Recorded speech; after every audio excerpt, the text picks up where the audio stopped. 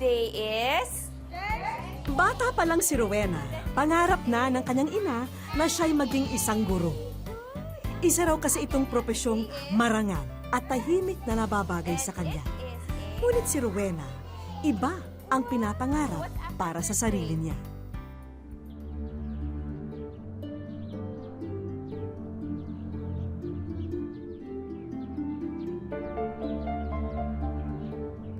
Tingnan niyo mga kasama niyo.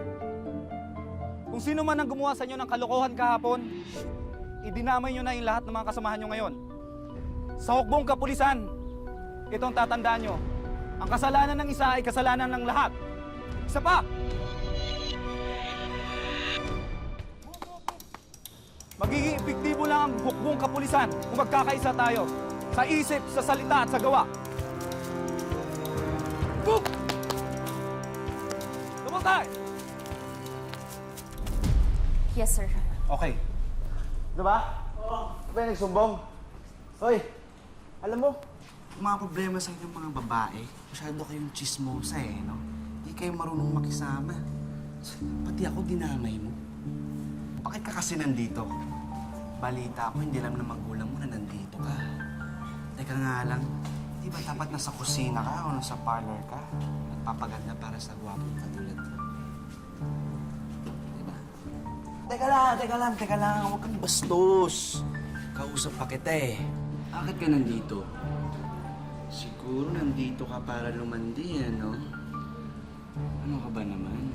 Ano naman kailangan sabihin? Bibigay ko naman lahat to sa iyo. Gusto mo ba akong tikman? Bastos! Galing ha? Pakipot pa to no? O baka naman trip mo ay mga babae. Pwede naman natin pag-usapan yan. Eto, gusto mo itutusok sa'yo? Pati dyan sa ano mo? Ha? Pakipot ka pa no? Wala ka palang binatbatol eh. Hindi ka type eh.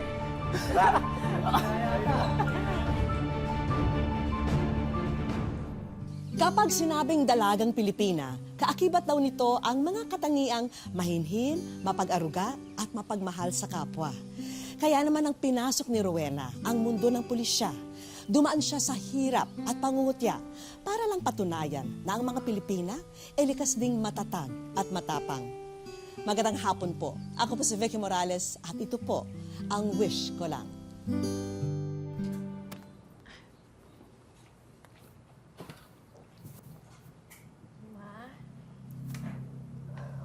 Man po. Kumusta training mo? Okay naman po, ma. Rena? Sana bago ko mawala sa mundong to, Ma, huwag ka naman magsalita ng ganyan, please. anak,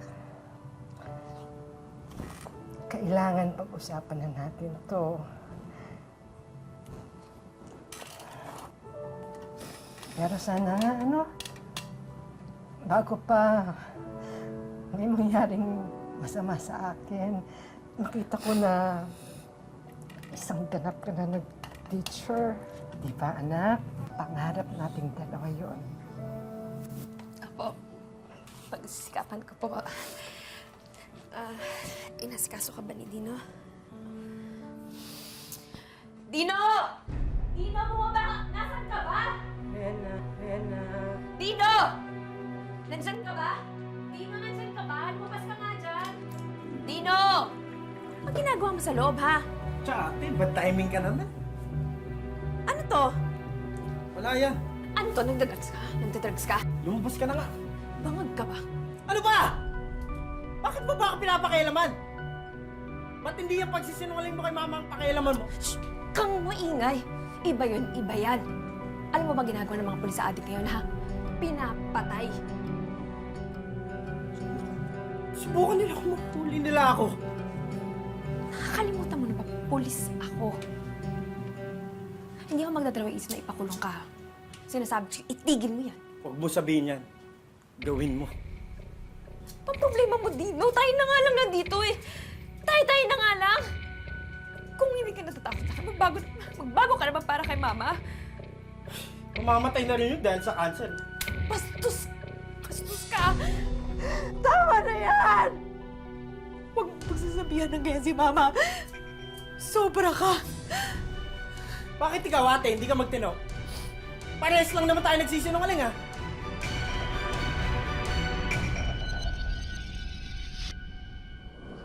Napaka-importante ng operation natin ngayong araw na ito. Alam kong mga bago kayo. Kaya ito ng pagkakataon nyo para magpakitang gilas. Sir, naiintindihan ko naman po yun. Pero ang hindi ko pong maintindihan kung bakit nandito tong si Rowena. Kayo mismo po nagsabi na delikado tong buy-bust operation eh. Jeremy, hindi ako nakikipaglukuhan ha. Naiintindihan ko naman po yun, sir. Ang hindi ko lang po maintindihan kung bakit kailangan natin dito si Rowena. Eh, para pala kay kwentro tayo, anong gagawin nito? Mag-makeup na lang, mag-aayos ng buhok, ganon, sir? Tandaan mo, isa kang pasangawa sa klase ko. Hira naman. Baka mas matinik pang bumaril sa iyo yan eh. As I was saying, matinik na drug puso yung babanggain nyo. Dapat armado kayo.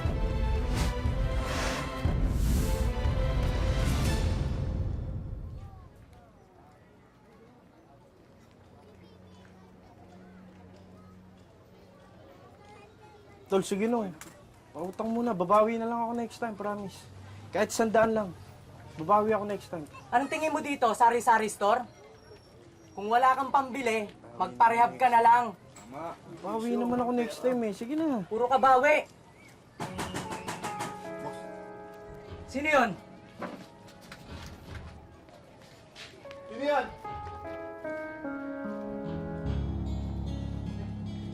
Sino yan? Para mauna na ako. Salamat na lang. Madali ka lang.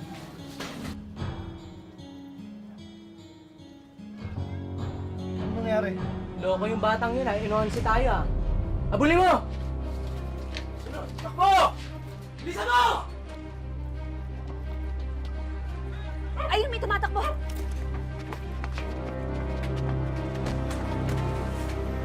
Tigil! Tigil!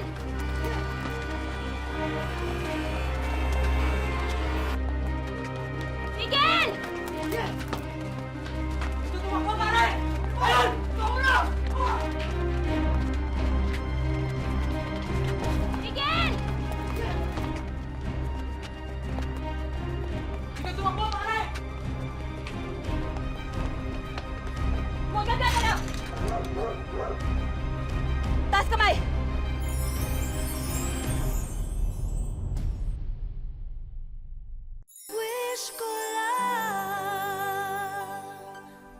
Bata pa lang, nais nang manilbihan ni Rowena bilang isang pulis.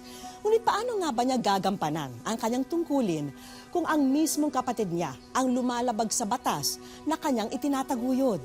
Ano nga ba ang mas importante? Ang sarili niyang pamilya o ang tungkulin para sa bayan?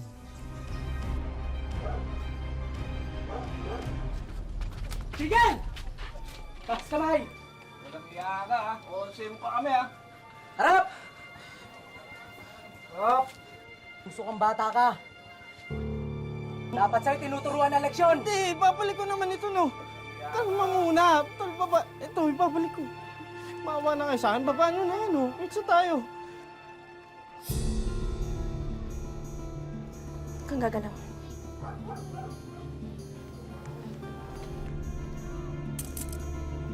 Oo, same mo pa kami ha. Oo, ito na. Maawa kayo sa akin.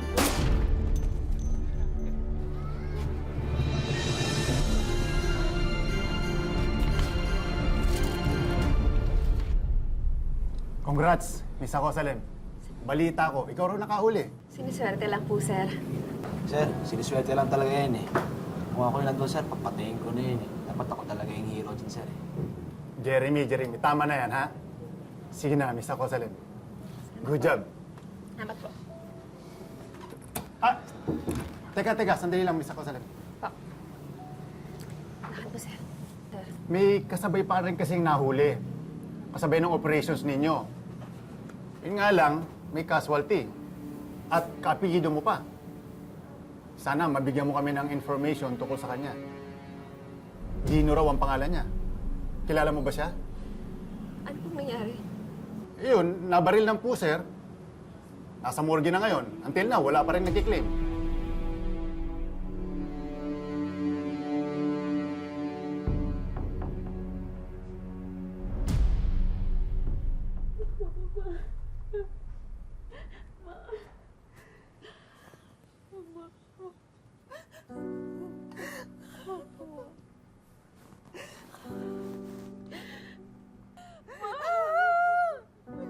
Lubhang ikinasama ng loob ng kanilang ina ang nangyari sa nakababatang kapatid ni Rowena. Hindi na rin niya maiwasan na sisihin ang sarili, lalo na't alam niyang meron sana siyang magagawa.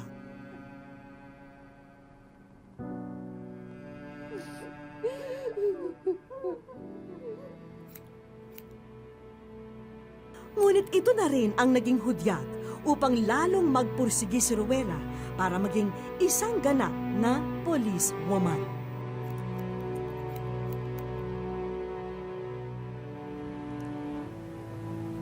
Bakit ganyan ang buhok mo? Ginagaya mo ba ako? Tsaka, bakit ka naka-uniforme na pang pulis? Rowena, huwag mong sabihin sa akin. Ma, meron ako ipagtatapat sa'yo. Pero sana mapatawad mo ako.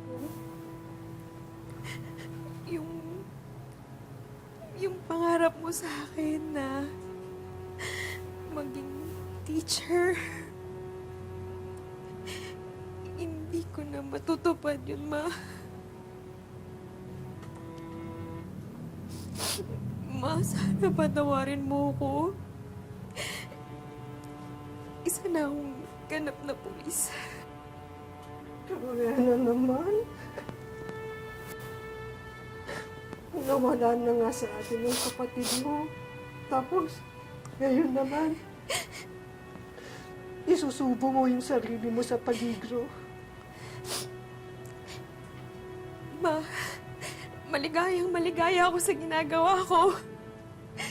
Sana bigyan mo naman ako ng pagkakataon. Wala naman ako magagawa.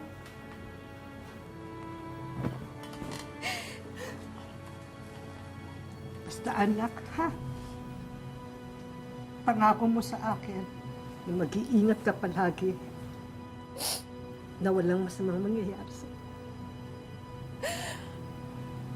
Ma, sorry pero hindi ko maipapangako na hindi ko ilalagay ang sarili ko sa peligro. Pero ipinapangako ko, magsisilbi ako ng tapat at abot sa aking makakaya. Ma, sana proud pa rin kayo sa akin.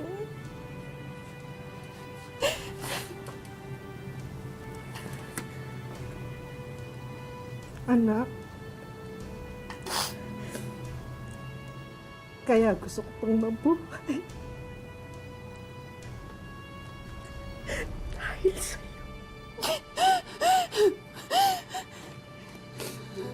At palagi ako magiging proud sa'yo.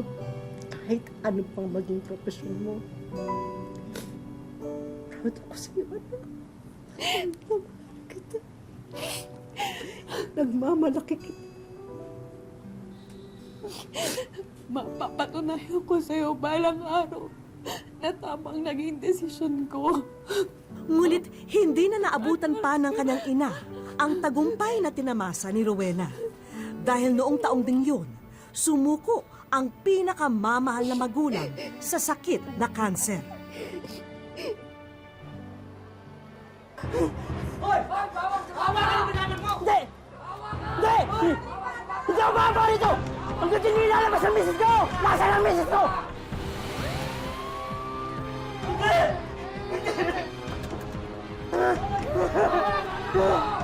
Asa dito? Hindi! Hindi! Nilabas niya yung misis ko! Nilabas niya yung misis ko! Hoy! Gaba mo na yan, ha? Huwag mo itaro yung mga anak mo sa kalokohan mo! Hindi! Bububog kita eh! Hindi ako baba rito hanggang di nyo ilalabas yung misis ko! Hindi ako baba rito! Hindi na ako ilalabas ng asawa ko! Wala iniwan ng misis na to eh. Tama na sa ulo to eh. Sino pang madaming bata? Papatayin ko to! Ilabas yung misis ko! Ibaba mo na yan! Kung hindi, magpapaputok ako! Ano? Target ko na to! Jamie! Tutuluyan ko talaga to! Hanggang di nyo ilalabas yung misis ko! Jamie, ano ba? Ano ba? Hanggang di nyo ilalabas yung... Hold on! Tabi.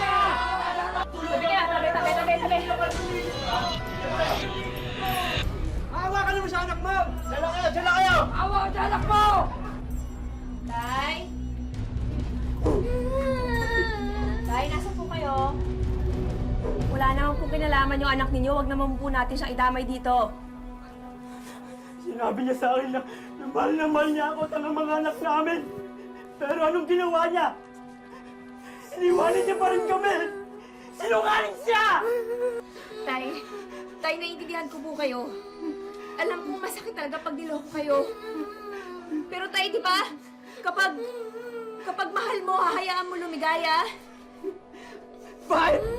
Kapag pinatay ka ba ito, pinakawala ko ba ito anak ko? Makasigurado ako na hindi mo ako papatayin. Tay, nangangako ako, hindi kita sasaktan. Papa, sinungaling! Tulad ka rin ng misis mo! Pare-pareho lang kayo! Iwan! Nilokohin mo lang ako! Tay, bababa ko yung baril ko, ha? Mag-usap tayo. Sige! Sige!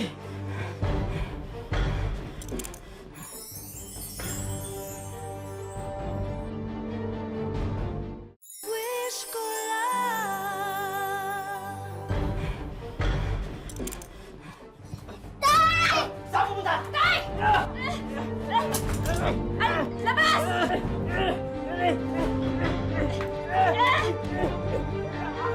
Huwag kang gagalaw! Wala kang kwenta ka, ma! Dapat barilin na kita eh! Jeremy, wag! Nangako ako. Tayo! Taas ang kamay! Taas ang kamay! Sandal sa pader. Sige na, pusasa mo na.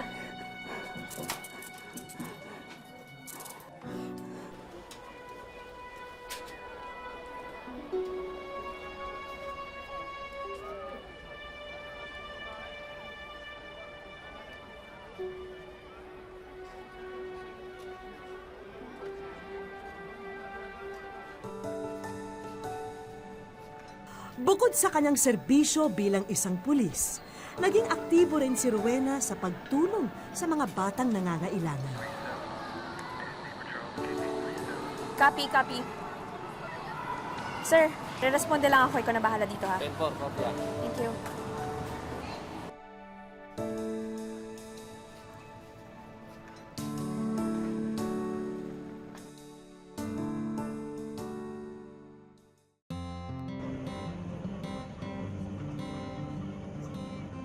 Hindi maikakailang nakatadhana talaga para kay Rowena ang kanyang napiling propesyon. Sa katunayan, isa na siyang Police Senior Inspector at Provincial Chief ng Women and Children's Protection Desk sa lalawigan ng Compostela Valley.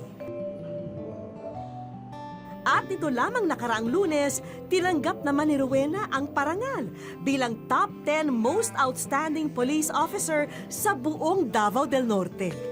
Alam naman natin yung Philippine National Police ay isang male-dominated organization. Kahit naman sa isang simpleng bahay, talagang maasikaso sa mga taong pang babae at mga pangbata ay isang ina. So yun ang nakikita kong dahilan na sa tingin ko ay kailangan ko ring maging isang magandang halimbawa ng pagiging pulis. Malayo na nga ang narating ni Rowena bilang isang alagad ng batas. Naging mausisa tuloy kami kung ano ang kanyang naging inspirasyon para labis na maunawaan ang mga suliranin ng mga taong dumudulog sa kanya. Ang tugon niya sa amin, ang kanyang pagiging isang babae. Yung strong point ng babae is kasi sincere ka, loyal ka, at saka may perseverance ka magtrabaho. Yung mga bagay na ganito, yung makikinig ka ng problema ng ibang tao, lalo ng problema ng babae, problema ng mga bata, kailangan ng isang tao, isang pulis na handang makinig. Gayunpaman, may mga bagay na kailangang isakripisyo ni Rowena. Dahil pulis din ang kanyang kabiyak, madalas daw silang wala sa bahay para makapiling ang kanilang mga anak. Kaya naman sa mga pagkakataong wala siyang pasok, sinisigurado niyang nagagampanan niya ang maging ilaw ng tahanan sa kanyang pamilya. Iba kasi yung oras ng pulis. Hindi mo masyadong ma-devote yung time mo sa pamilya mo. Kasi kailangan i-devote mo rin sa trabaho mo. Kasi sinasabi nga, ang trabaho ng pulis is 24/7. Ibig sabihin, yung 24/7, 24 hours in 7 days, saan mo pa kukunin yung time mo para sa family? So, kailangan niya ng matinding pagmamanage. Sa nangyayari ngayon sa ating kapaligiran, hindi maiaalis ni Rowena na may namumuong takot at pagkailang ang publiko sa mga katulad nilang nakasuot ng uniforme. Isa lamang daw ang ipinapakiusap niya sa lahat ng kanyang kababayan. Hinihimo ko lahat ng mga tao, yung mga community natin, na pagkatiwalaan lang nila ang pulis. Dahil kami naman ay sa abot namin makakaya, ay gagawin namin yung ikabubuti ng ating bayan. Yun yung pinaka-importante sa amin.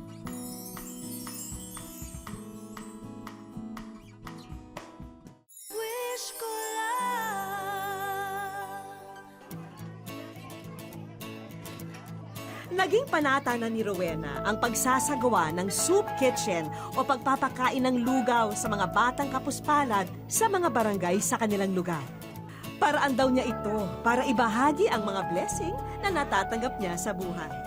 Nagiging tulay din ito para mas mapanatag ang loob sa kanilang hanay ng mga taong kanilang pinangangalagaan.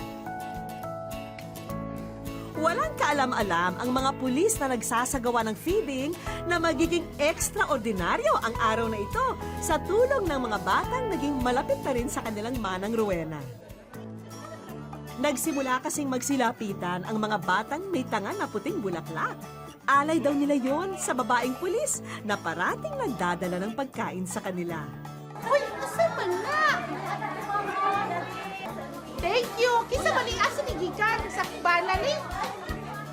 Oras na rin siguro, Rowena, para malaman mo ang tunay naming misyon sa pagparito.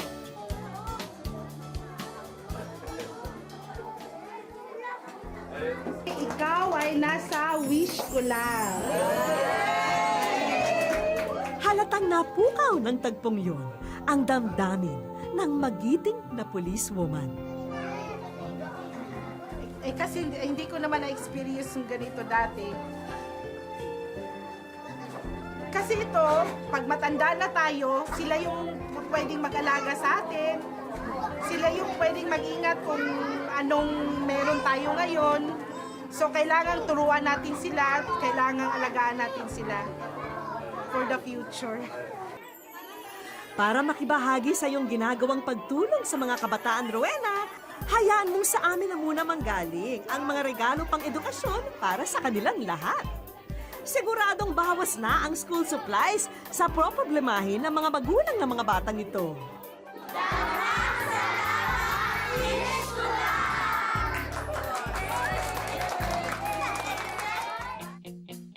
Habang nasa daycare center pa ang grupo ng ating bida, paspas din ang ilang naming kasamahan para may ayusin na sorpresa sa isang bahagi ng bahay nila Rowena. Ready ka na ba, Rowena? Kulbaan, mangkuy.